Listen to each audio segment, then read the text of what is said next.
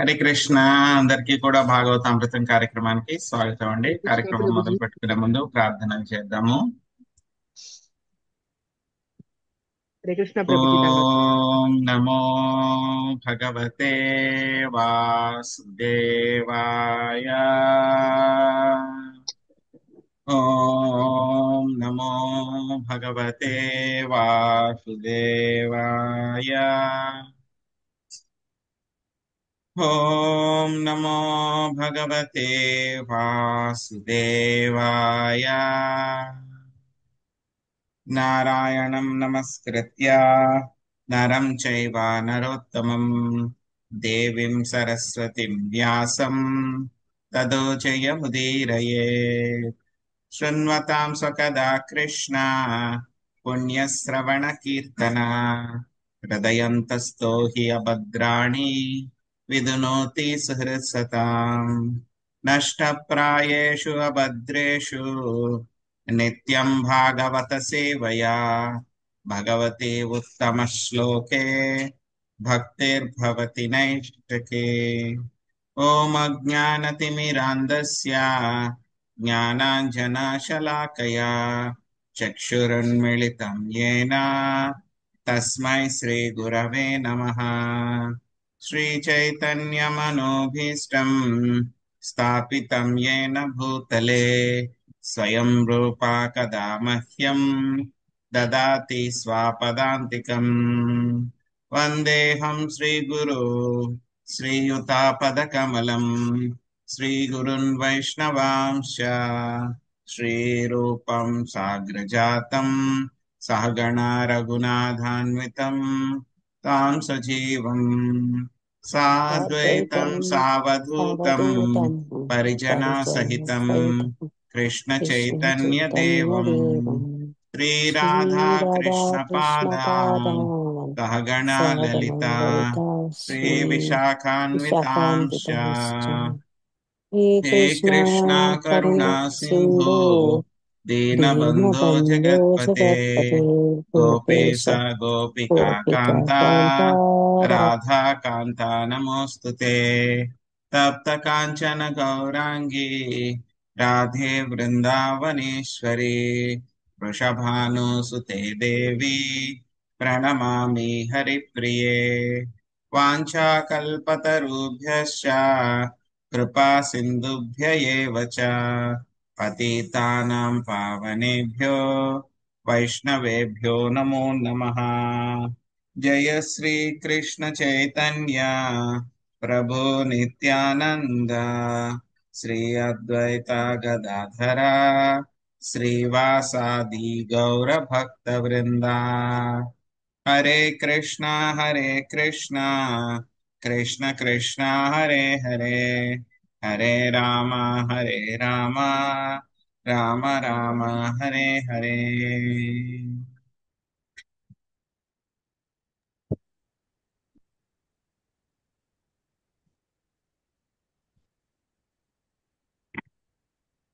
హరే కృష్ణ ప్రభుజీ దండోత్ ప్రణామాలు. హరే కృష్ణ. దండవత్ ప్రణామాలు. సో మనం కొత్త అధ్యాయం మొదలు పెట్టుకోబోతున్నాము. ఈ యొక్క అధ్యాయం పేరు 8వ అధ్యాయము, శ్రీమద్ భాగవతము సప్తమ స్కందము 8వ అధ్యాయము 7.8. సో ఈ యొక్క అధ్యాయం పేరు నరసింహదేవుడు దానవరాజును దునుమాడుట, అంటే కనుక అతన్ని సంహరించడం అని అర్థం అన్నమాట. సో హరే కృష్ణ ప్రభుజీ దండోత్ ప్రణామాలు. హరే కృష్ణ. దండవత్ ప్రణామాలు. సో లక్ష్మీ మాతాజీ, లక్ష్మీ మాతాజీ, మీరు మొదటి 2 పారాగ్రాఫ్లు చదవండి. సో అధ్యాయ సారాంశంలో శాంతి మాతాజీ మీరు మిగతా 3 పారాగ్రాఫ్లు చదవండి.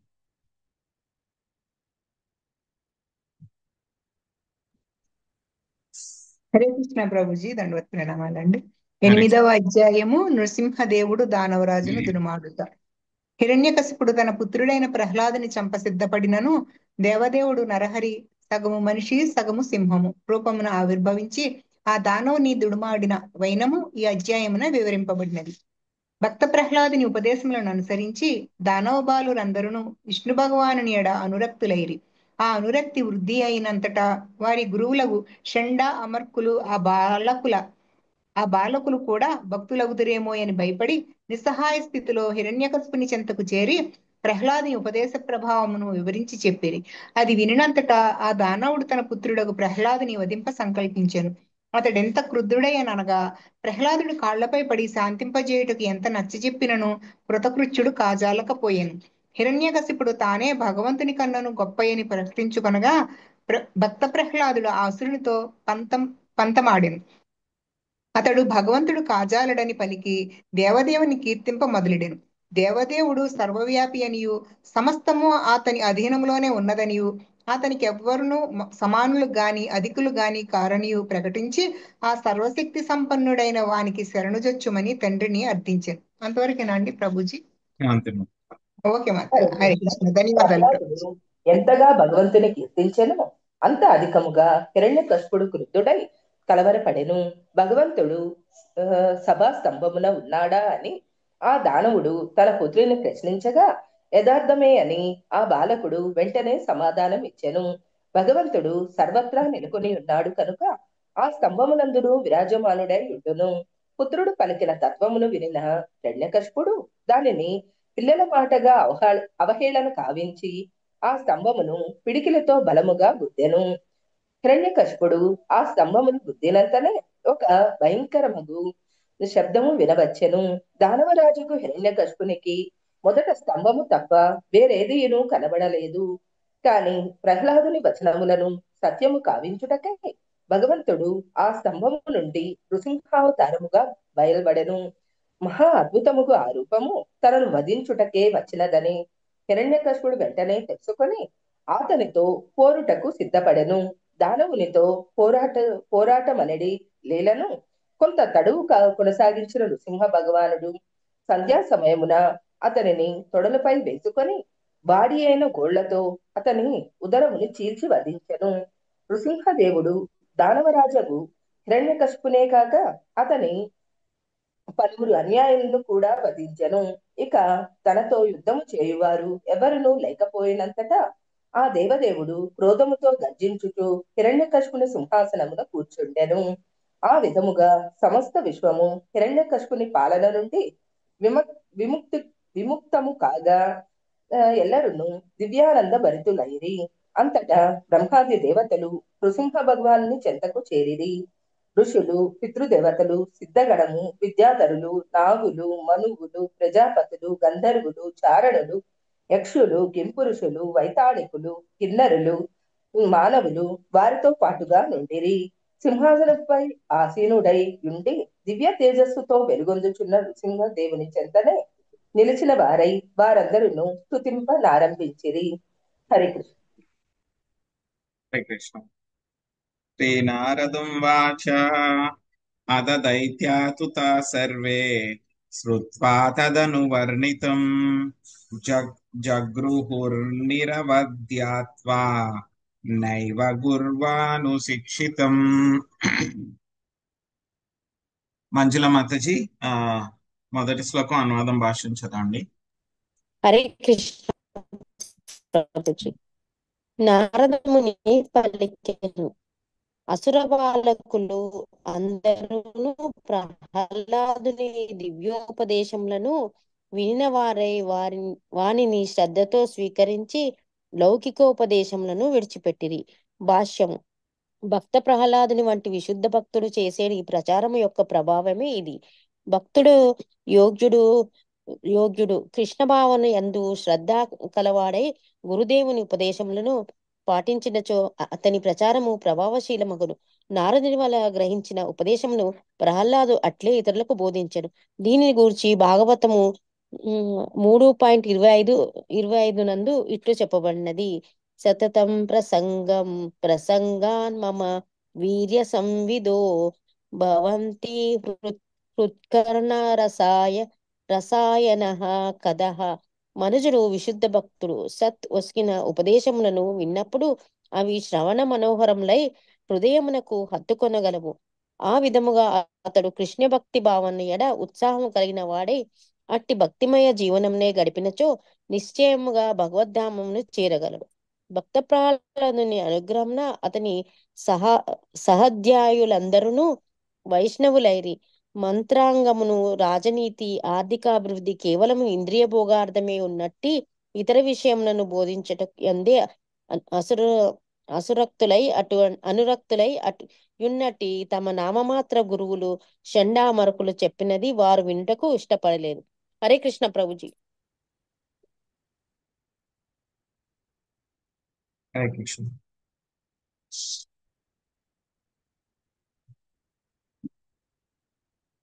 అదాచార్యాసు తస్తేషాం బుద్ధిమేకాంత సంస్థితాం ఆలక్ష్యాభీతస్త్వరితో రాజ్ఞా ఆవేదయథా. శాంతకుమారి మాతజీ అనువాదం భాషించదండి. హరే కృష్ణ ప్రభుజీ. ప్రణామాలు ప్రభుజీ. భక్త ప్రహ్లాదుని సాంగత్యం వలన అసురు బాలులందరూ భక్తిలో పురోగమించడం గాంచినంతటా శుక్రాచార్యుని తనయులకు షణ్డమార్కులు మిగిలి భీతి చెందిన వారు వెంటనే దైత్యరాజువు కడకేగి పరిస్థితిని వివరించింది. భాష్యం. ప్రహ్లాదుడు చేసిన ఉపదేశం వలన దాని మిగిలిన బాలులందరూ కృష్ణ భక్తి జీవిత లక్ష్యం నిర్ణయం సుస్థిరముగా నెలకొలదు. బుద్ధిమేకాంత సంస్థితం అను పదము సూచించను. విశుద్ధ భక్తునితో సాంగత్యం నిలిపి ఆ మహనీయుని ఉపదేశమును పాటించేవాడు కృష్ణ భక్తిలో సుస్థిరుడై లౌకిక చిత్తముచే కల్ప చెందడంగా యథార్థం. గురువులు దీనిని తమ విద్యార్థుల విషయమున గమనించి వారందరూ క్రమంగా కృష్ణ భక్తి భావనాయుతులు అవుతున్నందుకు మిగులు భీతి చెందిరి. హరే కృష్ణ. సో కిందటి అధ్యాయంలో మనం చూసాం ఏ విధంగా ప్రహ్లాద్ మహారాజు చక్కగా తన యొక్క స్నేహితులందరికీ కూడా కృష్ణ భక్తి భావనామృతం అంతా కూడా భక్తి ఏ విధంగా చేయాలనేటువంటి విషయాలంతా కూడా చెప్పారనమాట. సో అందులో చెప్పిన వ్యక్తి ఎవరు? ప్రహ్లాద్ మహారాజు. మహాజనుడు, గొప్ప భక్తుడు, నారదముని యొక్క శిష్యుడు అనమాట. ఎప్పుడైతే కనుక ఆ విధంగా చెప్పారో ఆ పిల్లలందరూ కూడా, ఎందుకంటే కనుక ప్రహ్లాద్ మహారాజు అంటే చాలా గౌరవ ప్రపత్తులు ఉన్నాయన్నమాట ఆ పిల్లలందరికీ. ఇంకా వాళ్ళు ఎవరికి కూడా ఎటువంటి కల్మషాలు కూడా లేవు, అంటుకోలేదు ఇంకా భౌతిక కల్మషాలు. సో చిన్నపిల్లలు ఎటువంటి కల్మషాలు లేకుండా ఉంటారు కాబట్టి వెంటనే ప్రహ్లాద్ మహారాజ్ చెప్పినటువంటి అన్నిటినీ కూడా వాళ్ళు దాన్ని స్వీకరించారనమాట. సో స్వీకరించిన వెంటనే ఏమైంది, వాళ్ళందరికీ కూడాను మిగతా లౌకిక ఉపదేశాలు ఏవైతే కనుక వాళ్ళ యొక్క గురువులు అయినటువంటి షండామర్కులు చెప్తున్నారో అవన్నీ కూడా పట్టించుకోవడం మానేశారు. వాళ్ళు సీరియస్ గా వాళ్ళందరూ కూడా ప్రహ్లాద్ మహారాజ్ ఏ విధంగా అయితే కనుక భక్తి ప్రపత్తులతో భక్తి చేస్తున్నారో, సో వీళ్ళందరూ కూడా ప్రహ్లాద్ మహారాజ్ దారిలోనే అందరూ కూడా భక్తి చేయడం మొదలు పెట్టేశారు అనమాట. సో ఇంతకు ముందు అయితే కనుక షండామర్కులకు ఒకటే ప్రాబ్లం. ఆ ప్రాబ్లం ఏంటి? ప్రహ్లాద్ మహారాజ్ భక్తి చేస్తున్నాడు, ఆయన ఒక్క ఆయన్ని మాత్రము మార్పు చేస్తే సరిపోతుంది అని అనుకున్నారు. ఇప్పుడు ఏమైంది, ప్రహ్లాదుడిలాగా మిగతా వాళ్ళందరూ కూడా భక్తి చేయడం మొదలు పెట్టారు. వీళ్ళకి తెలుస్తుంది కదా గురువులకి వీళ్ళందాగా వాళ్ళ యొక్క ప్రవర్తనలో ఎటువంటి మార్పులు వచ్చింది. ఇదివరకు అయితే బాగా అల్లరి చేసే పిల్లలందరూ కూడా ఉంటారు, వాళ్ళు కూడా ఏమైతుంది సడన్ గా వాళ్ళందరూ కూడా భక్తులు అయిపోయి చాలా శ్రద్ధగా భక్తి చేయడము, అన్ని అల్లరి చేయకుండా ఉండడం, ఇవన్నీ చూస్తే ఏంటి వెళ్ళలేదు మార్పు వస్తుందని చెప్పి గమనిస్తే కనుక వాళ్ళకి అర్థమైంది అనమాట. ఏమర్థమైంది వాళ్ళందరికీ కూడా, వీళ్ళందరూ కూడా ప్రహ్లాదులాగే భక్తులైపోతున్నారు, విష్ణు భక్తులు అయిపోతున్నారు వీళ్ళందరూ కూడాను అని చెప్పేసి వాళ్ళకి అర్థమైపోయింది అనమాట. చాలా అర్థం చేసుకున్నారు. వెంటనే వాళ్ళకి భయం వేసేసింది అనమాట. ఒక్క ప్రహ్లాదుడు ఒక్కడే భక్తుడయ్యాడనేటువంటి విషయం తెలుసుకుని వాళ్ళ రాజుగారు అయినటువంటి హిరణ్యకశిపుడికి చెప్తేనే చాలా గట్టిగా మందలించారు. అప్పుడు ఇంచుమించు చంపే స్థాయికి వచ్చేసాడు ఆయన, బట్ ఏదో తప్పించుకున్నారు. కానీ ఈసారి కనుక పిల్లలందరూ కూడా భక్తులైపోతున్నారు గురుకులంలో, ఎవరైతే కనుక తర్వాత జనరేషన్ ఎవరైతే ఉన్నారో వాళ్ళందరూ కూడా భక్తులైపోతున్నారు అని చెప్పి ఈ విషయం తెలిస్తే కనుక ఇంకా మనల్ని చంపేస్తారేమో. సో ఆయన ఈ విషయం తెలుసుకునే లోపే మనమే ఈ విషయం చెప్పేసి ఆయనకి తీసుకువెళ్ళి చెప్పేసి ఈ విధంగా జరుగుతుంది, ప్రహ్లాదుడు ఇలాగ పిల్లలందరికీ కూడా ప్రీచ్ చేస్తున్నాడు, ఆయన అందరినీ కూడా భక్తుల్ని చేసేస్తున్నాడు, మేము చెప్పిన విషయాలు వినట్లేదు, మేము ఫెయిల్ అయ్యాము, మా ఫెయిల్యూర్ ముందే ఆయనకి చెప్పేసి వాడి శరణాగతి ఆయన పాదాల మీద పడితే కనుక అది ఏదైతే కనుక అపరాధం ఏదైతే ఉందో అది ప్రహ్లాదుడి మీదకి వెళ్ళిపోతుంది, మనం తప్పించుకోవచ్చు అని చెప్పేసి వెంటనే వాళ్ళిద్దరూ కూడా పరుగున ఎక్కడికి వెళ్ళిపోయారు, హిరణ్యకశిపుడికి వెళ్ళి ఈ విధంగా పిల్లలందరూ కూడా ఏమైపోతున్నారు, భక్తులు అయిపోతున్నారు. అది కూడా ఎవరు మామూలుగా అవ్వట్లేదు, ప్రహ్లాదుడి యొక్క సాంగత్యం వలన వాళ్ళందరూ కూడా భక్తులు అయిపోతున్నారు, ఆయన చేసినటువంటి డైరెక్షన్ వలన ఆయన ఇచ్చినటువంటి ప్రవర్తన, అదే విధంగా ఆయన ఇచ్చినటువంటి ఉపదేశాల వలన వాళ్ళందరూ కూడా భక్తులైపోతున్నారు. ఆ కృష్ణ భక్తి వాళ్ళకి జీవిత లక్ష్యం అనుకుంటున్నారు. మేము చెప్పిన విషయాలు ఏమి కూడా వినట్లేదు వాళ్ళు అని చెప్పేసి ఆ విషయం వెళ్ళి హిరణ్యకశిపుడికి చెప్పారనమాట. చెప్పిన తర్వాత హిరణ్యకశిపుడు ఏమయ్యాడు అంటే కనుక అది ఇప్పుడు చూద్దాం. కోపావేశాచలద్గాత్రా పుత్రం హంతుమనోదదే క్షిప్త్వా పురుషయా వాచా ప్రహ్లాదామతదర్హణం ఆహే క్షమాణ పాపేన తిరశ్చీనేన చక్షుషా ప్రస్రయావానతం దాంతం బద్ధాంజలిమవస్థితం సర్పః పదాహత ఇవ శ్వసన్ ప్రకృతి దారుణః. సుబ్రహ్మణ్య ప్రభుజీ అనువాదం భాష్యం చదవండి.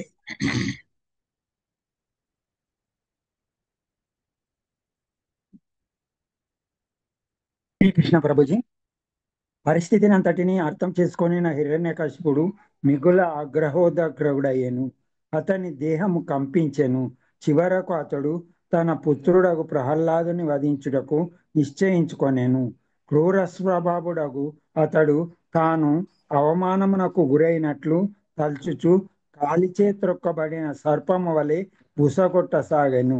ప్రశాంతుడు, వినమ్రుడు, మెల్లనివాడు, ఇంద్రియ నిగ్రహపరుడైన ప్రహ్లాదుడు అంజలిబద్ధుడై ఎదుట నిలిచియుండగా వయస్సు రీత్యా స్వభావరీత్యా దూషింపదగని వాడయును అతనిని వక్రదృష్టితో చూచుచు పరుషమగు వాక్కులతో ఆ దానవుడు ఇట్లు నిందింపసాగెను. భాష్యము. మహాభక్తుని ఎడ ఎవడేని సిగ్గుమాలినతనముతో ప్రవర్తించినప్పుడు అతడు ప్రకృతి నియమములచే శిక్షింపబడును. అతని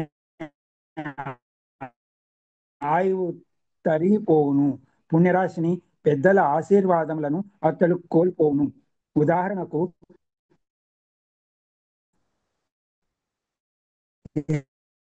హిరణ్యకశి సంపన్నుడయ్యనగా స్వర్గలోకముతో పాటు దాదాపు విశ్వమునందలి సమస్త లోకములను అతడు జయింపగలిగెను. కాని ప్రహ్లాదుని వంటి వైష్ణవుని ఎడ చూపిన నిరాదరణ వలన అతని తపోఫలమంతయు నశించెను.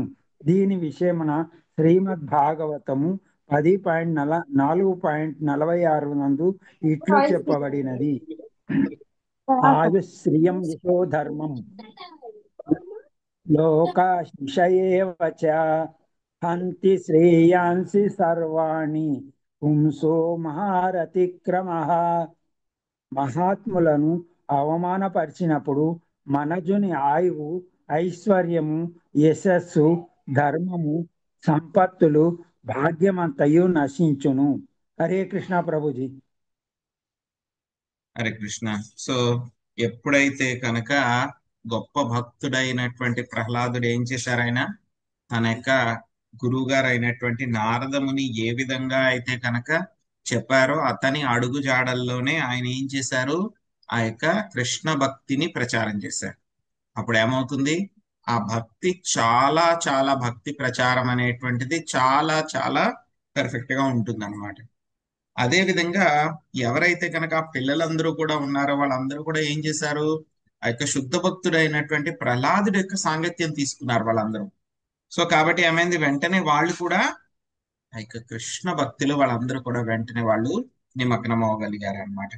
సో ఎప్పుడైతే కనుక ఈ యొక్క విషయాన్ని చండామార్కులు తీసుకుని వెళ్ళి హిరణ్యకశిపుడికి చెప్పారో, సో వెంటనే ఏమైపోయింది, హిరణ్యకశిపుడు రాక్షస ప్రవృత్తి కదా, క్రూరుడు కదా, వెంటనే ఆ విషయాన్ని తెలుసుకుని ఎలా అయిపోయాడు, ఏదైనా పాముని మనం తొక్కామనుకోండి వెంటనే ఏమైపోతుంది, ఆ పాము చాలా బుస్కొట్టేస్తుంది, కోపంతో చాలా కోపం వచ్చేస్తుంది అనమాట దాన్ని.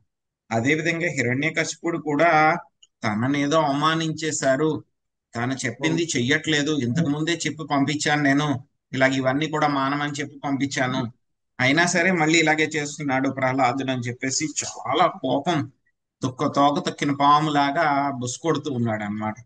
బుస్కొడుతూ ఆయన ముందే ప్రహ్లాదుడు నిలబడి ఉన్నాడు అనమాట. ప్రహ్లాదుడు ఎంత వయసు అండి, చిన్న పిల్లవాడు. 5 సంవత్సరాల పిల్లవాడు ఇంచుమించు. సో అటువంటి చిన్న పిల్లవాడు, ఆ పిల్లవాడైనా సరే, చిన్న పిల్లవాడైనా సరే, ఎటువంటి లక్షణాలు ఉన్నాయి ప్రహ్లాద్ మహారాజుకి చెప్తున్నారు. చాలా ప్రశాంతంగా ఉండేవాడు, చాలా వినమ్రత కలిగినటువంటి వాడు, మెల్లగా ఉండేవాడు, ఇంద్రియ నిగ్రహం కలిగి ఉన్నవాడు. అక్కడే హిరణ్యకశిపుడు ముందు 2 చేతులతో నమస్కరించి అంజలిబద్ధుడై ఉన్నాడు అనమాట. సో వయసు రీత్యా గాని, స్వభావం రీత్యా గాని అతనిది ఏమీ తప్పు లేదు. అతన్ని ఎటువంటి తిట్టించుకోవడానికి, ఎటువంటి విధంగా కూడా ఆయన తిట్టించుకోవడానికి ఆయనకి తప్పు ఏమీ లేదు ఆయనకి. సో అటువంటి ప్రహ్లాదుని ఇలాగ వక్ర దృష్టితో చూస్తూ చాలా కఠినమైనటువంటి మాటలతోటి దానవుడు ఏం చేశాడు, హిరణ్యకశిపుడు నిందించడం మొదలు పెట్టారనమాట. సో ఏమైంది, హిరణ్యకశిపుడు చాలా గొప్ప గొప్ప తపస్సులు చేశాడు. ఆ చేసిన మూలంగా ఎంతో పుణ్యం వచ్చిందనమాట. ఆ పుణ్యం వల్ల ఏమైంది, చాలా శక్తి వచ్చింది, శక్తిమంతుడు అయిపోయాడు.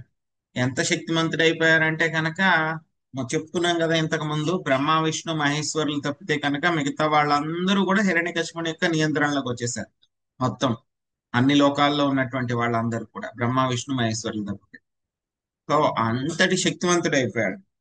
కానీ ఏమైపోయింది, ఎప్పుడైతే కనుక ప్రహ్లాదుడు లాంటి గొప్ప మహాత్ముణ్ణి, గొప్ప భక్తుణ్ణి నిందించాడో, అదే విధంగా అతన్ని చంపడానికి ప్రయత్నించాడో, సో రకరకాలుగా బాధలు పెట్టడానికి ప్రయత్నించాడు, వెంటనే ఏమైపోయింది, హిరణ్యకశిపుడి యొక్క ఆ యొక్క పుణ్యపు రాశి ఏదైతే ఉందో అది చాలా వేగంగా కరిగిపోయింది.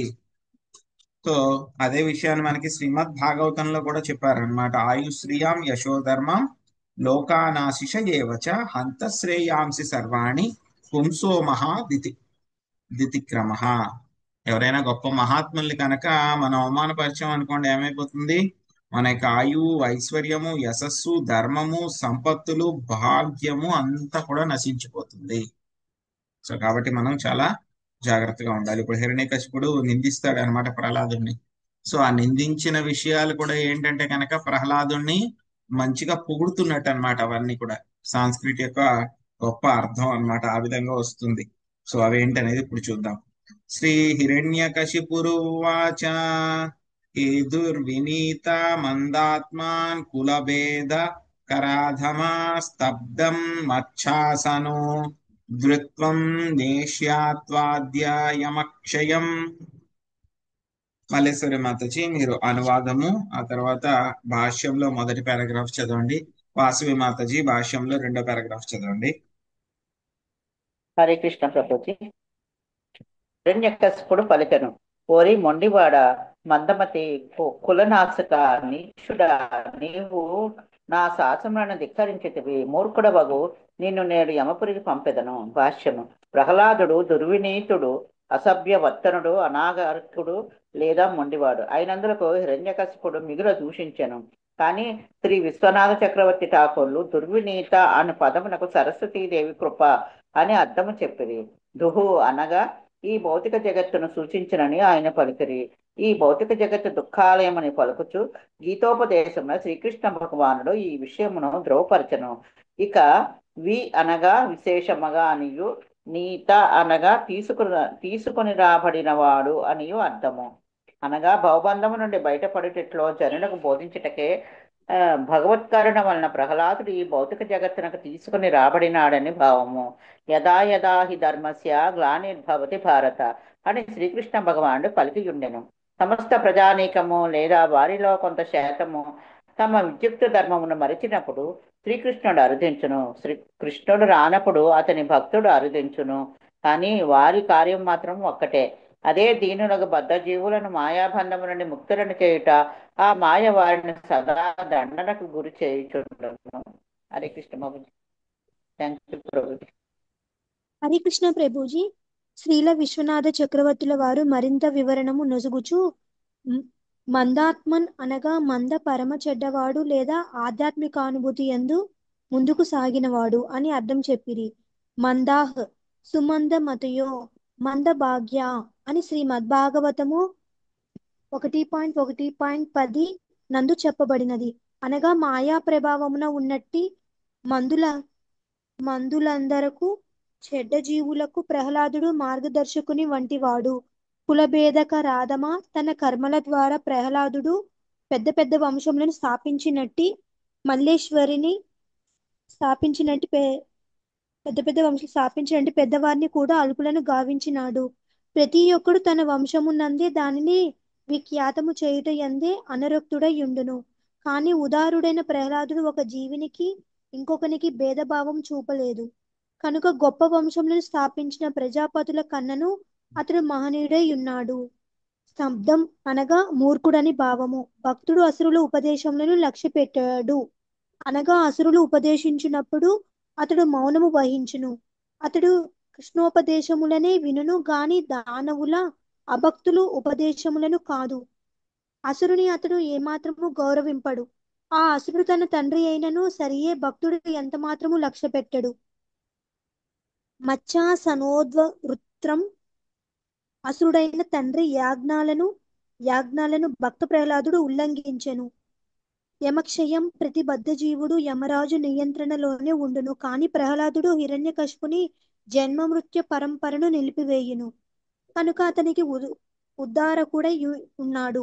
తాను ఆ రీతిగా భావించుచున్నట్లు హిరణ్యకశిపుడు పలికెను. మహాభాగవతుడైన ప్రహ్లాదుడు యోగులందరిలోనూ పరమోత్తముడైన కారణమున హిరణ్యకశిపుని భక్తి యోగుల సంగమున చేర్చవలసి ఉన్నది. ఈ విధముగా చదువుల తల్లి సరస్వతీదేవి పక్షమున శ్రీల విశ్వనాథ చక్రవర్తి ఠాకూరులు ఈ పదములను అత్యంత మనోహరముగా వివరించిది.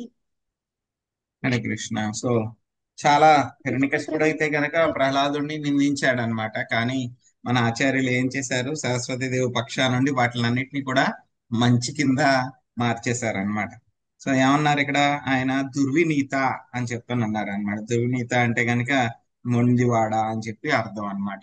సో కానీ ఏమైంది ఇక్కడ, దుర్వినీత అంటే కనుక అంటే కనుక దుఃఖము, వి అంటే కనుక విశేషముగా, నీత అంటే కనుక తీసుకురాబడి అనమాట.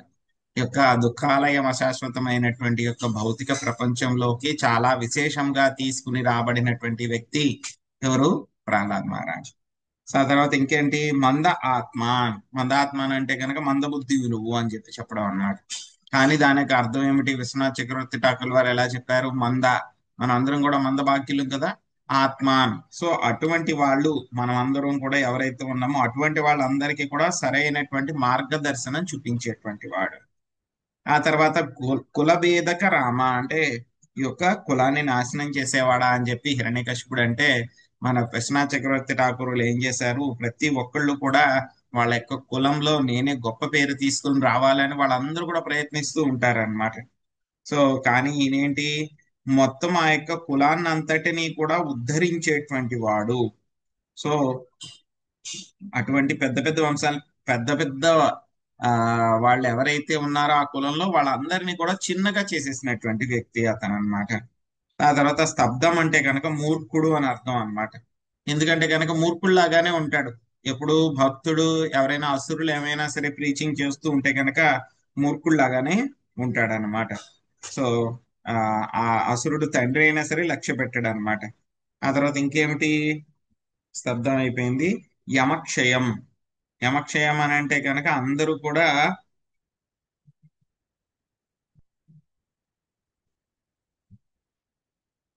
సో యమక్షయం అంటే కనుక ప్రతి జీవుడు కూడా యమరాజు యొక్క నియంత్రణలోనే ఉంటాడు. కానీ ప్రహ్లాదుడు ఏం చేస్తాడు, హిరణ్యకశిపుడి యొక్క జన్మ మృత్యు పరంపరను కూడా నిలుపు చేసేటువంటి ఉద్ధారకుడై ఉన్నాడు అనమాట. సో ఈ విధంగా ప్రహ్లాదుడిని, సో ఎవరైనా భక్తులు ఏంటి, ఉత్తమ భక్తులు ఎవరైనా ఏమన్నా అంటే ఊరుకోరనమాట. అలాగే మన విశ్వనాథ్ చక్రవర్తి ఠాకూర్లు వాళ్ళు సో హిరణ్యకశిపుడు ఆ విధంగా ప్రహ్లాదుని అన్నా సరే వాటిలన్నిటిని చాలా మంచిగానే అన్నాడు అని చెప్పేసి మంచి అర్థాలంతా కూడా మనకి చెప్పారనమాట. తర్వాత ఇంకా హిరణ్యకశిపుడు ఏం చేశాడో చూద్దాం. క్రుద్ధస్య యస్య కంపంతే త్రయో లోకా సహేశ్వరా తస్య మేభీవ తవన్మూఢా శాసనం కిం బలోత్యగా. నాగం సునీత మాతాజీ అనువాదం భాష్యం చదవండి. హరే కృష్ణ ప్రభుజీ. మూఢ ప్రహ్లాద, నేను క్రుద్ధుడనైనప్పుడు లోకపాలులతో సహా ముల్లోకములు కంపించునని నీ వెరుగుదువు. నీవు ఎరుగుదువు. అయినచో ఎవరి బలము వలన నీవింత మొండితనముతో నిర్భయుడవై నా శాసనమునే ధిక్కరించుచున్నావు. భాష్యం. విశుద్ధ భక్తునికి భగవంతునికి గల సంబంధమును అత్యంత మధురమైనది. భక్తుడు ఎన్నడూను తాను మహాశక్తిమంతుడనని ప్రకటించుకొనడు. శ్రీకృష్ణుడే తన భక్తుని అన్ని విపత్కర పరిస్థితులలో రక్షించునని విశ్వాసమును కలిగి ఉండి అతడు ఆ దేవదేవుని పాదపద్మములను పూర్తిగా ఆశ్రయించును. కౌంతేయ ప్రతిజానీహి నమే భక్త ప్రణశ్యతి. ఓ కౌంతేయ, నా భక్తుడెన్నడూను నశింపడని ధైర్యముగా ప్రకటింపుము అని సాక్షాత్తుగా శ్రీకృష్ణుడే భగవద్గీత 9.31 యందు పలికెను. ఈ విషయమును తాను ప్రకటింపక శ్రీకృష్ణుడు అర్జునుని ప్రకటింపుమని కోరెను. ఏలయనగా శ్రీకృష్ణుడు కొన్ని మార్లు తన మాటను మార్చుకొనే అవకాశం ఉన్నందున జనులు అతనిని విశ్వసింపకపోవచ్చును. కనుకనే తన భక్తుడెన్నడూను నశింపడు అని ప్రకటింపుమని శ్రీకృష్ణుడు అర్జునుని కోరెను.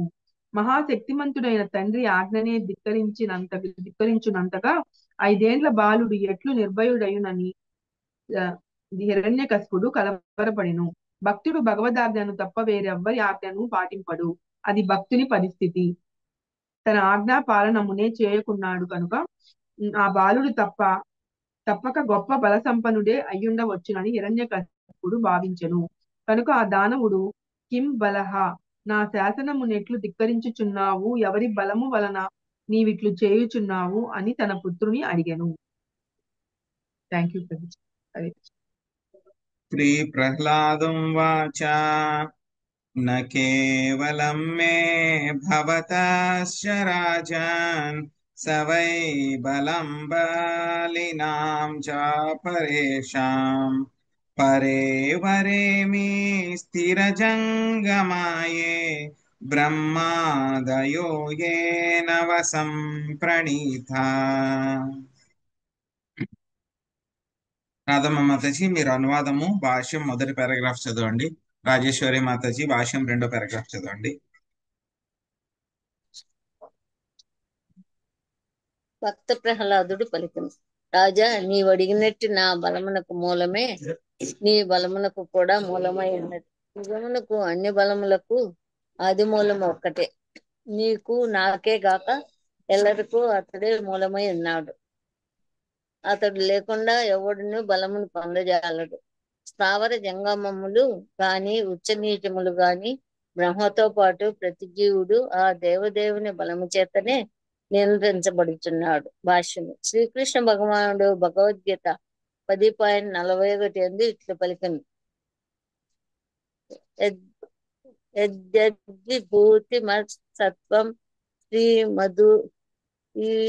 మధుర్జితమేన తత్తదేవాన గచ్చత్వం మమ తేజోంస సంభవం.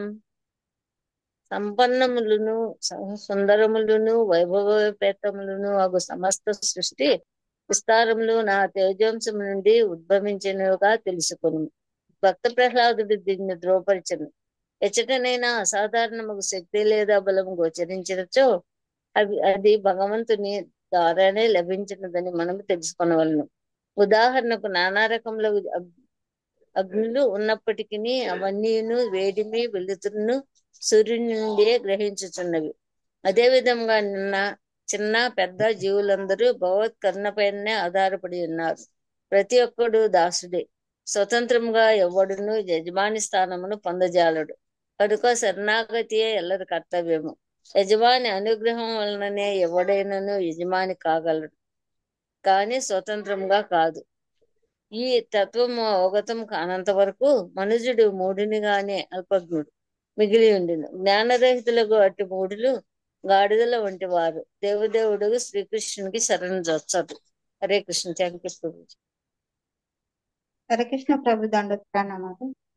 జీవుడు యొక్క ఆధీన స్థితిని తెలుసుకొనుటకు కోట్లాది జన్మములు పట్టవచ్చును. కానీ నిజమునకు జ్ఞానవంతుడైన వాడు దేవదేవునికి శరణు చొచ్చును. ఈ విషయమునే శ్రీకృష్ణ భగవానుడు భగవద్గీత 7.19 నందు తెలిపెను. బహూనాం జన్మనామ్యంతే జ్ఞానవాన్హం ప్రపద్యంతే వాసుదేవః సర్వమితి స మహాత్మా దుర్లభః.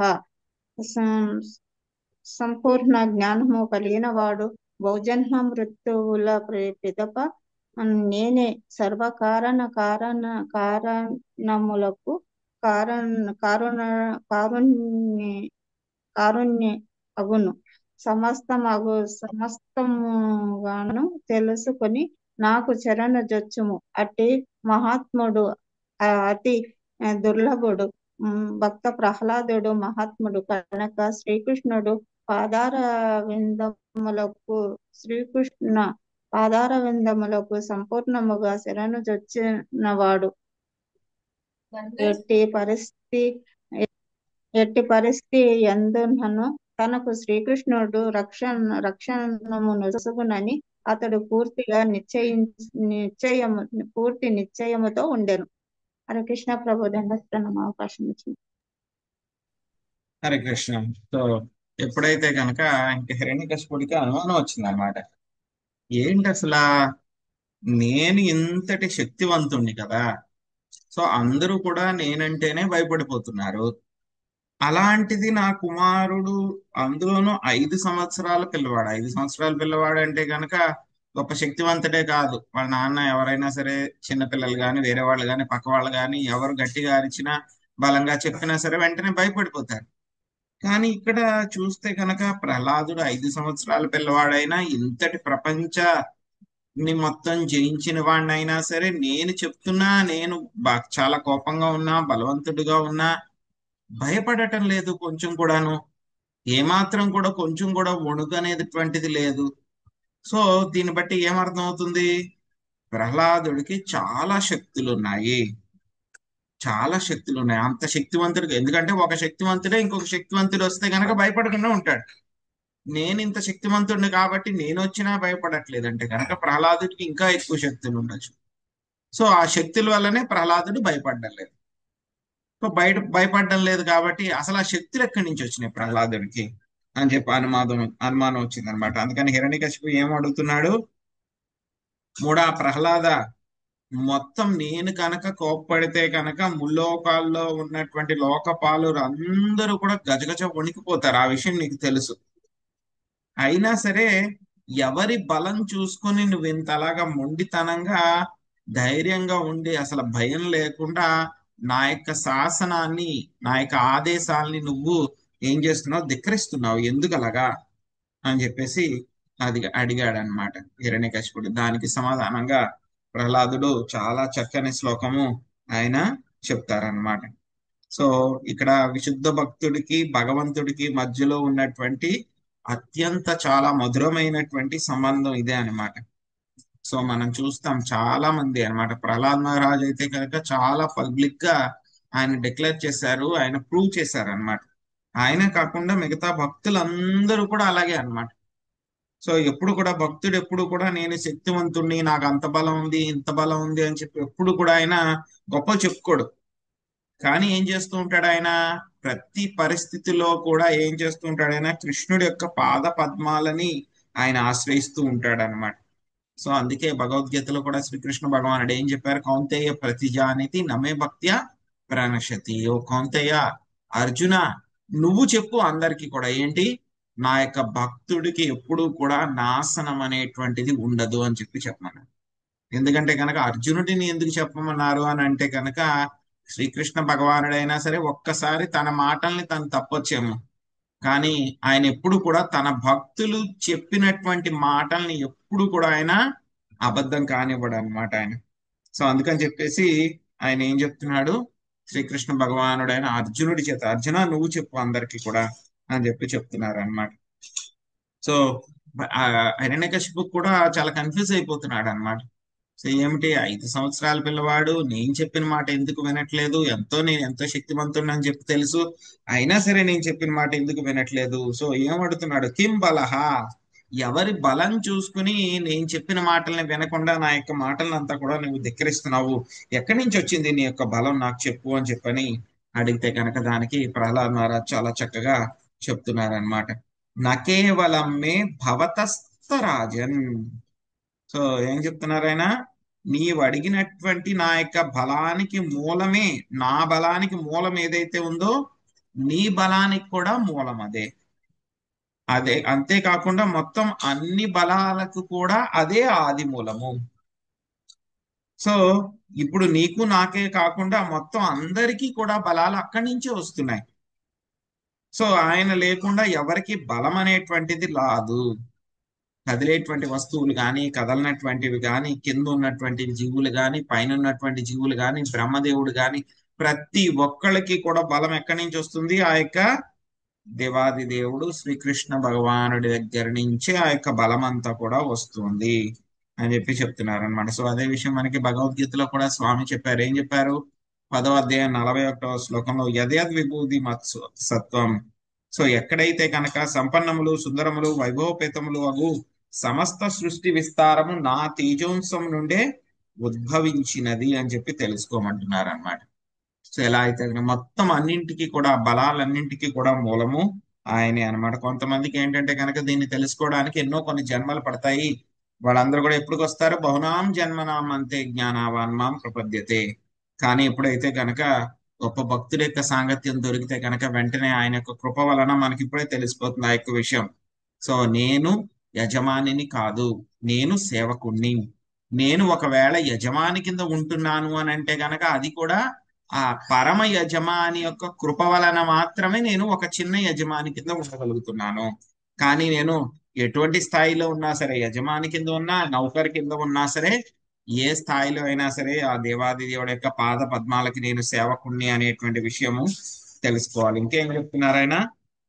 అందరినీ కూడా నియమించేటువంటి వాడు, అందరినీ కూడా కంట్రోల్ చేసేటువంటి వాడు, సుప్రీం కంట్రోలర్ ఈశ్వర. ఆ తర్వాత మళ్ళీ ఏంటి? కాలాన్ని నియంత్రించేటువంటి వాడు. ఆ తర్వాత ఇంద్రియ శక్తి, మనశక్తి, దేహశక్తి, ప్రాణశక్తి అన్ని ఆయనే అయ్యాడు. మన ఇంద్రియాలను నియంత్రించాలంటే కనుక ఆ శక్తి ఎక్కడి నుంచి వస్తుంది? మనకి ఆయన దగ్గర నుంచే. మన యొక్క మనస్సుని నియంత్రించాలి అని అంటే కనుక ఆ యొక్క శక్తి ఎక్కడి నుంచి వస్తుంది? ఆయన దగ్గర నుంచే. మన యొక్క శరీరంకి శక్తి ఎక్కడి నుంచి వస్తుంది? ఆయన దగ్గర నుంచే. అదే విధంగా మన యొక్క ప్రాణానికి కూడా శక్తి ఎక్కడి నుంచి వస్తుంది? మొత్తం అన్ని కూడా ఆయన దగ్గర నుంచే వస్తున్నాయి. సో మొత్తం జీవులందరికీ కూడా ఆయనే యజమాని. మొత్తం త్రిగుణాలన్నిటినీ కూడా నియంత్రించేటువంటి వాడు, అందరికంటే ఉత్తమమైనటువంటి వాడు. ఆయన యొక్క ప్రభావం ఎలా ఉంది? అపరిమితంగా ఉంది, లెక్క లేకుండా ఉంది. మొత్తం అంతా కూడా ఆయన వల్లనే సృష్టించి, పోషించి, లయించబడుతుంది అని చెప్పి చెప్తున్నారు అన్నమాట. జహ్యాసురం భావమిమం త్వమాత్మనా సమం మనోదాస్వనసంతి విద్వశా ఋతే జితాదాత్మనవోత్పతే స్థితాం తద్దీహ్యనంతస్య మహత్ సమర్హణం. శశికళ మాతాజీ అనువాదం భాషించదండి. హరే కృష్ణ ప్రభుజీ. ప్రహ్లాదుడు పలికాను, తండ్రి, ఓ నీ అసుర స్వభావమును విడిచిపెట్టుము. హృదయమునందు శత్రుమిత్ర భేదభావమును చూపక ఎల్లరియడా మనస్సును సమముగా నుంచుము. నియంత్రింపబడనిది, తప్పుద్రోవ పట్టినది అయిన మనస్సు కన్నను వేరొక శత్రు ఈ జగత్తులో లేదు. ఎల్లరియడా సమదర్శనం కలిగినప్పుడే ఎవడైనను భగవంతుని చక్కగా ఉపాసించడి స్థితికి వచ్చిన వాడగును. భాష్యం. మనస్సును భగవత్ చరణార విందములపై స్థిరంగా నిలపనిదే దానిని నిగ్రహించుట సాధ్యపడదు. దీన్ని గూర్చి అర్జునుడు భగవద్గీత 6.34 యందు ఇట్లు పలికాను, చంచలం హి మన కృష్ణ ప్రమాది బలవృద్ధుడం తస్యాహం నిగ్రహం మన్యే వయోరివ సుదుష్కరం. ఓ కృష్ణ, మనస్సు చంచలమును, కల్లోల పూర్ణమును, దృఢమును, మిగుల బలవత్రమును అయి ఉన్నది. దీన్ని నిగ్రహించుట వాయువును నిగ్రహించుట కన్నను కష్టతరమని నేను భావించుచున్నాను. కనుక మనస్సును భగవత్ సేవలో నియుక్తం కావించుటయే దానిని నిగ్రహించుటకు ఏకైక ప్రామాణిక విధానం. మనస్సు యొక్క భేదభావం అనుసరించి మనం శత్రుమిత్రులను తయారు చేసుకుందాం. కానీ నిజమునకు శత్రుమిత్రులను వారే లేరు. పండిత సమదర్శిన సమస్సర్వేషు భూతేషు మద్భక్తి లభతే పరాం. ఈ విషయం నెరుగటయే భక్తి సామ్రాజ్యమున ప్రవేశించుటకు ప్రాథమిక నియమం. హరే కృష్ణ ప్రభుజీ. దస్యూన్పురాషన్న విజిత్య లంపతో మన్యంత ఏకే స్వజితాదిసోదసా జితాత్మనో జ్ఞాస్య సమస్య దేహినాం సాధో స్వమోహా ప్రభావా కుతః పరే. లక్ష్మీ నాగేశ్వరి మాతాజీ మీరు అనువాదం చదవండి, చందన మాతాజీ భాష్యం చదవండి. హరే కృష్ణ ప్రభుజీ. మాతాజీ హరే కృష్ణ ప్రభుజీ. ఎయిత్ది చదవలేదు. ఎయిత్ శ్లోకం. ఎయిత్ చదవలే ప్రభు. అయిపోయింది మాతాజీ, ఇప్పుడు 10వ శ్లోకం చదవాలి మీరు. చెప్పేశారు ప్రభుజీ, చెప్పేశారు. ప్రభు చెప్పినాను. హరే కృష్ణ ప్రభు. ధనోత్రం. పూర్వకాలమున నీ వంటి పలువురు మూర్ఖులు దేహమనేడి ధనమును కొల్లగొట్టడి 6 శత్రువులను జయింపుకున్నను. దశ దిశల ఎందలి శత్రువులందరూ జయించితి మని తలుచుచు గర్భితులై ఉండిరి. కాని మనుజుడు ఆ 6 శత్రువులను జయించి సకల జీవుల ఎడ సమర్థర్శి అయి ఉన్నచో అతనికి శత్రువులే ఉండరు. శత్రువులన్నిటి విషయము ఆజ్ఞ అయిన వానిని కల్పన మాత్రమే. హరే కృష్ణ. హరే కృష్ణ ప్రభుజీ. దండవత్ ప్రణామాలు. విగ్రహములైనట్టి మనసు మరియు పంచేంద్రియములే మనః షష్ఠీంద్రియ అని ప్రకృతి స్థాని కర్షతే అని తన శత్రువుల్ని ఎరుగక ఈ భౌతిక జగత్తు నుండి ప్రతి ఒక్కడు తాను శత్రువుని జయించని అని తలుచుచుండను. ఈ జగత్తులో ప్రతి ఒక్కడు ఇంద్రియములకు దాసునిగా అయినవాడు. ఆదిలో ప్రతి ఒక్కడు కృష్ణదాసుడే. కానీ అజ్ఞానం అతడు ఈ విషయంను మరిచి తాను క్రోధ లోభ మోహ మద మాత్సర్యముచే మాయా సేవ యందు నియుక్తుడగును. నిజమునకు ప్రతి ఒక్కడు ప్రకృతి నియమములు పరిణామములపై ఆధారపడి ఉన్నాడు. అయినను అతడు తనను తాను స్వతంత్రుడగును, సకల దిక్కులను జయించువాడగును భావించును. సారాంశం అనగా తనకు పలువురు శత్రువులున్నారని తలుచువాడు అజ్ఞానియే. కానీ కృష్ణ భక్తి భావన ఎందున్నవాడు నిగ్రహం లేనట్టి మనసు ఇంద్రియములే శత్రువులు గాని వేరే శత్రువు లేరని చక్కగా నెరిగి ఉండును. హరే కృష్ణ ప్రభుజీ. హరే కృష్ణ. సో ఏం చేస్తున్నారు ప్రహ్లాద్ మహారాజ్ ఇక్కడ? ఇప్పుడు దాకా వాళ్ళ యొక్క ఫ్రెండ్స్ అందరికీ కూడా ఆయన ప్రీచింగ్ చేశారు. ఇప్పుడు ఏం చేస్తున్నారని ఎటువంటి భయము లేకుండా హిరణ్యకశిపుడికి ప్రీచింగ్ చేస్తున్నారు. ఇక్కడ హిరణ్యకశిపుడికి నేర్పేస్తున్నారు అన్నమాట. ఏం నేర్పుతున్నారు ఆయన? ముందుగా ఏం చెప్పారు?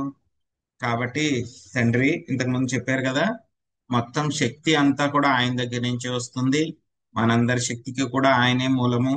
అందరినీ కూడా నియంత్రించేటువంటి వాడు, సృష్టి స్థితి ప్రళయాలకు అన్నింటికీ కూడా కారణము.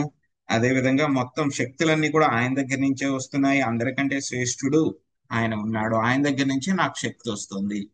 సో కాబట్టి ఏం చెప్తున్నారు? తండ్రి నీ యొక్క అసుర స్వభావాన్ని నువ్వు వదిలిపెట్టు. సో మీ యొక్క హృదయంలో శత్రువు మిత్రుడు అనేటువంటి భావనలన్నీ కూడా ఉన్నాయి కదా, వాటిని అన్నిటిని కూడా వదిలిపెట్టి మీ యొక్క మనస్సుని సమానంగా ఉంచుకోండి. ఇక్కడ ఏం చెప్తున్నారు? మనస్సుని ఏ విధంగా నియంత్రించాలి అనేటువంటి విషయాన్ని హిరణ్యకశిపుడికి చెప్తున్నారు అనమాట. సో ఏం చెప్తున్నారు? అసురీ భావాన్ని వదిలిపెట్టమని చెప్తున్నారు. శత్రువు మిత్రులు అనేటువంటిది ఎవరు లేరు.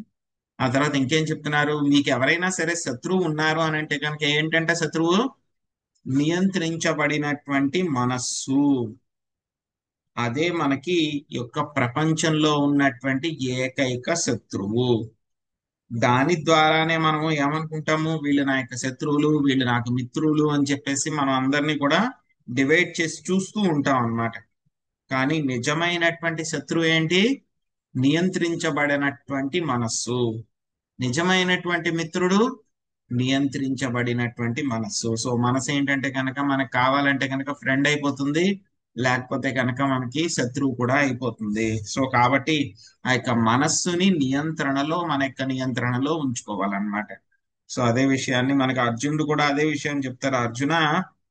అర్జున చెప్తారు కృష్ణ చంచలహి మన కృష్ణ ప్రమాదీ బలవదృఢం తస్యాహం నిగ్రహం మన్యే వాయోరివ సుదుష్కరం. ఏం చెప్తారు? మనస్సు చాలా చంచలము, కల్లోలపూర్ణము, దృఢము, ఎంతో బలవంతమైనటువంటిది. దాన్ని కంట్రోల్ చేయడం, నియంత్రించడం అనేటువంటిది గాలిని నియంత్రించడం కంటే కూడా చాలా చాలా కష్టము అని చెప్తారు. కానీ ఏం చెప్తారు అక్కడ శ్రీకృష్ణ భగవానుడు ఆ యొక్క అధ్యాయంలో, అర్జున ఎస్, మనసును నియంత్రించడం అనేటువంటిది చాలా కష్టము, కానీ ఏం చేయమంటున్నారు ఆయన, పదే పదే దాన్ని దృఢ నిశ్చయంతో ప్రాక్టీస్ చేయమని చెప్పారనమాట అక్కడ.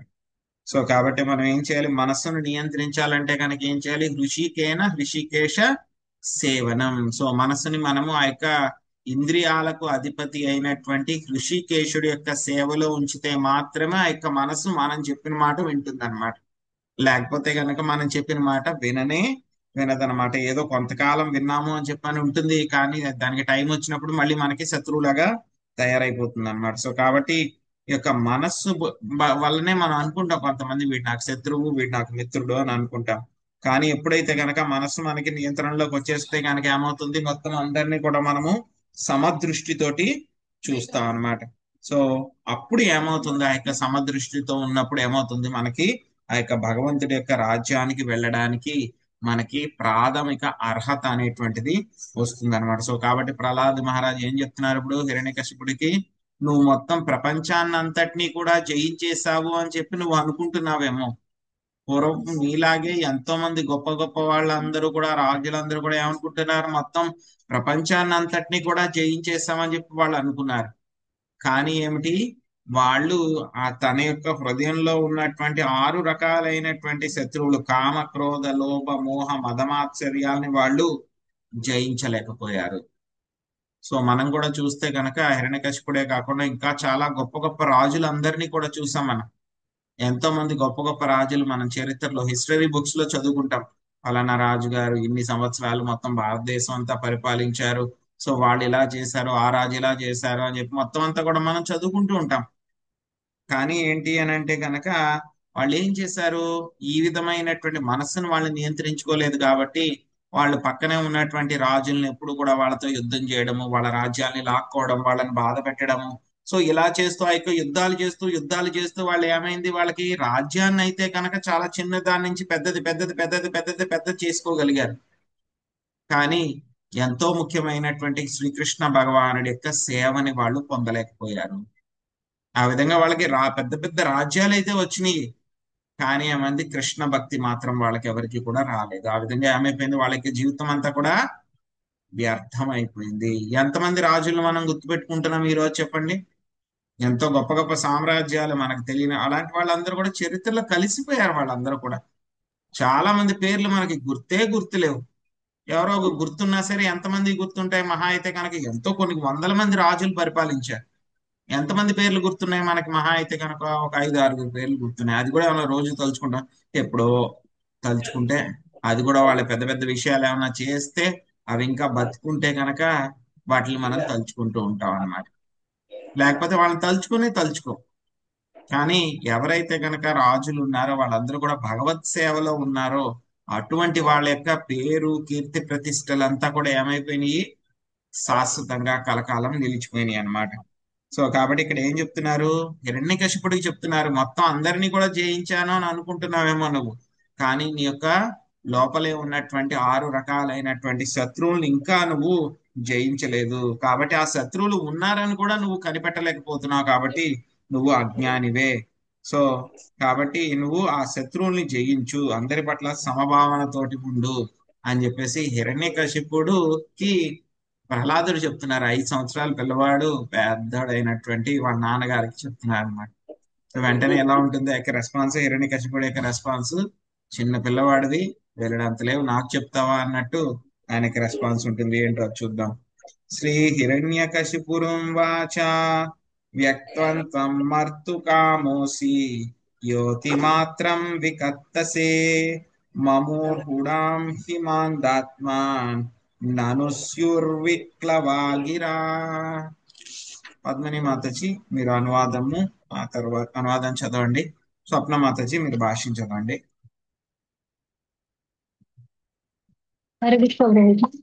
హిరణ్యకశిపుడు పలికెను, ఓరి మందమతి, ఇంద్రియ నిగ్రహమున నీవు నా కన్నును ఏదో శ్రేష్ఠుడైనట్లు నన్ను కించపరచుటకు యత్నించుచున్నావు. ఇది అతి తెలివి మాత్రమే. మరణం ఆసన్నమైన వారే అట్టి అసందర్భ ప్రేలాపన చేయుదురు కనుక నీవు నా చేతిలో మరణింపగోరుచున్నట్లు నాకు అవగతమైనది. భాష్యం చదవమంటారా ప్రభుజీ? భాష్యం స్వప్నలత మాతాజీ. హరే కృష్ణ.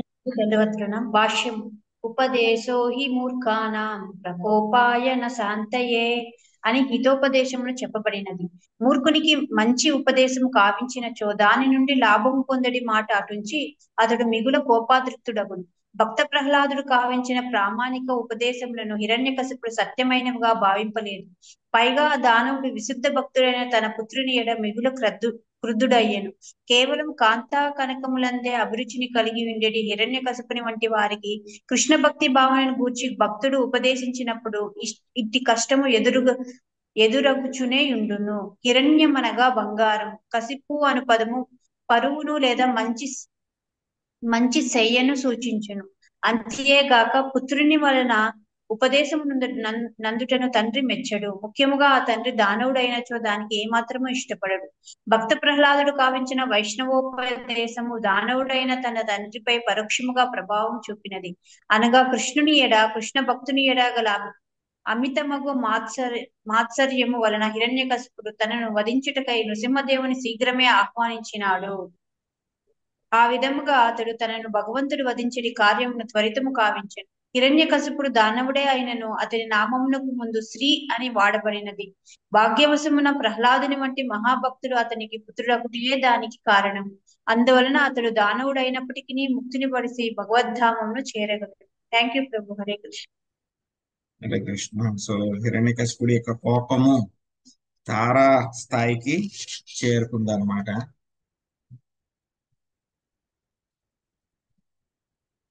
సో ఎం లక్ష్మీదేవి మాతాజీ, మీరు 12వ శ్లోకము అనువాదము భాష్యంలో మొదటి పారాగ్రాఫ్ చదవండి. పార్వతీ మాతాజీ మీరు భాష్యంలో 2వ పారాగ్రాఫ్ చదవండి శ్లోకం చదివిన తర్వాత. యస్త్వయామంద భాగ్యోత్వో మదన్యో జగదీశ్వరా క్వాసౌ యది సర్వత్ర కస్మాత్ స్తంభేన దృశ్యతే. హరే కృష్ణ ప్రభుజీ. నెట్ పోతుంది, హ్యాండ్ రైటింగ్ పోతుంది ప్రభు. ఇప్పుడు 10 సార్లు. ఓరి మందభాగ్యుడా ప్రహ్లాద, నాకన్నను వేరుగా సమస్తమునకు పరమైన వాడు, ఎల్లరును నియంత్రించువాడు, సర్వవ్యాపి అయిన వాడు అగు పరమ పురుషుడున్నాడని ఎల్లప్పుడూ చెప్పి ఉంటివి. కానీ వాడెక్కడున్నాడు?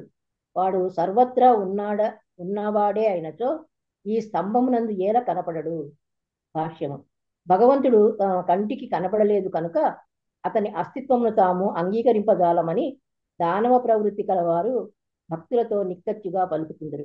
కానీ సాక్షాత్తుగా భగవంతుడే భగవద్గీత 7.25 నందు పలికిన మాటను ఆ దానవులు ఎరుగరు. అదేమనగా, నాహం ప్రకాశ సర్వస్య యోగమాయా సమావృత. మూఢులకు అజ్ఞానులకు నేనెన్నడను వ్యక్తం కాను. వారికి నేను నా యోగమాయచే కప్పబడి ఉందును. భక్తులకు భగవానుడు సదా దర్శనమిచ్చును, కానీ అభక్తులు అతనిని కాంచజాలరు. భగవంతుని చూచుటకు గల యోగ్యత బ్రహ్మ సంహిత 5.38 యందు ప్రేమాంజనచురిత భక్తి విలోచనేన అంత సదైవ హృదయేషు విలోకయంతి అని చెప్పబడినది.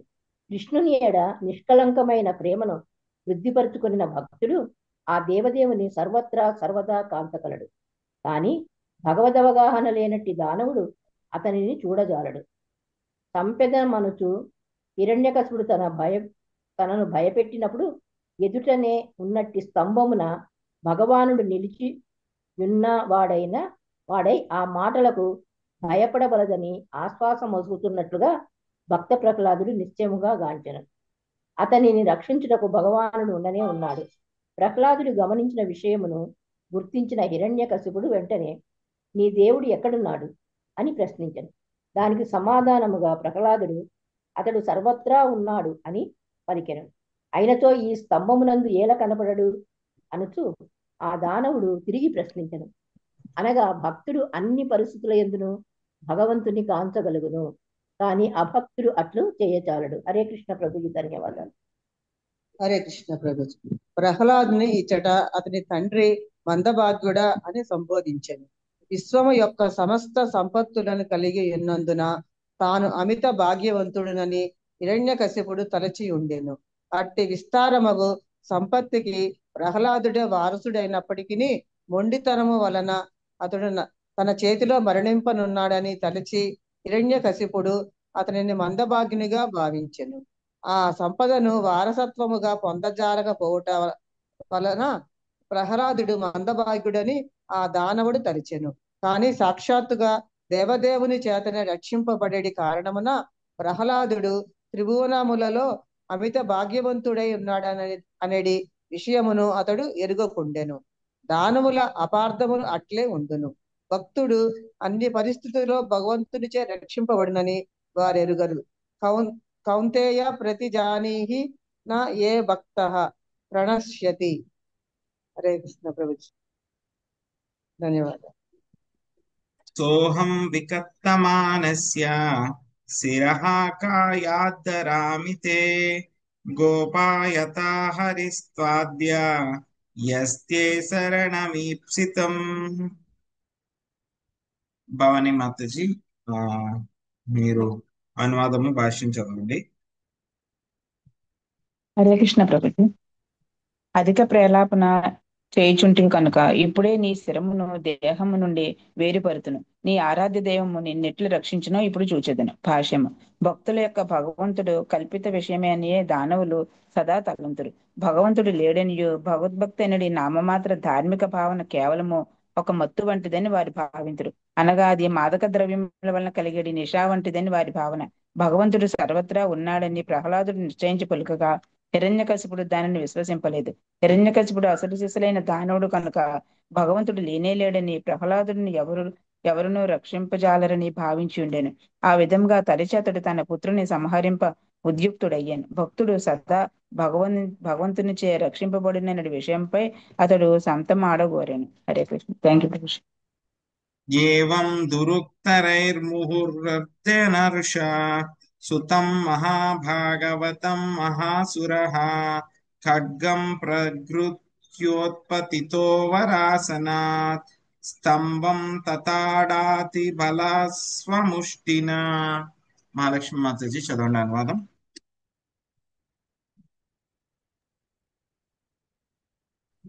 హరే కృష్ణ ప్రభుజీ, దండ ప్రణామాలు.